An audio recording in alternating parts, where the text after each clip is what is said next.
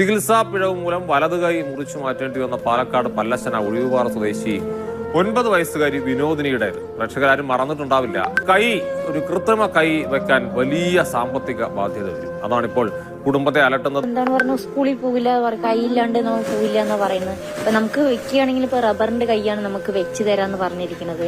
അപ്പോൾ പ്രൈവറ്റിലാകുകയാണെങ്കിൽ 7 ലക്ഷം രൂപ പറഞ്ഞിരിക്കുന്നത്.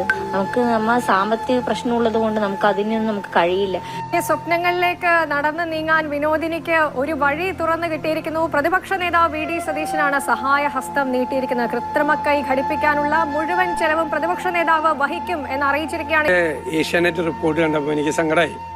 നല്ല മിടുക്കി കുട്ടി, ഡാൻസ് ചെയ്യുമായിരുന്നു, ചിത്രം വരയ്ക്കുകയായിരുന്നു.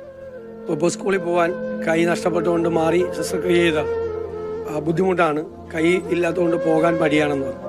അപ്പം ഞാൻ കുട്ടിയുടെ അച്ഛനെ വിളിച്ച് ഏഷ്യാനെറ്റ് റിപ്പോർട്ട് കണ്ടപ്പോഴാണ് ആ കൈ കൊടുക്കാമെന്ന് പറഞ്ഞു. അപ്പോൾ അവിടെ തന്നെ ആ ജില്ലയിൽ തന്നെ ഏറ്റവും നന്നായിട്ട് പ്രൊഫഷണലായിട്ട് ഇത് ചെയ്യുന്ന സ്ഥലത്ത് ഇന്ന് തന്നെ അറേഞ്ച് ചെയ്തിട്ട് നാളെ പോയി ആ കുട്ടി അളവ് കൊടുത്ത് എത്രയും പെട്ടെന്ന് ആ കൈ കൊടുക്കാം, അതിനാവശ്യമായിട്ടുള്ള പണം കൊടുക്കാം എന്ന് ഞാൻ പറഞ്ഞിട്ടുണ്ട്.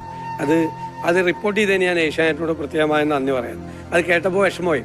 എന്തായാലും അതിന് കൊടുക്കണം, നമുക്ക് വിചാരിച്ചാൽ ചെയ്യാൻ പറ്റുമല്ലോ.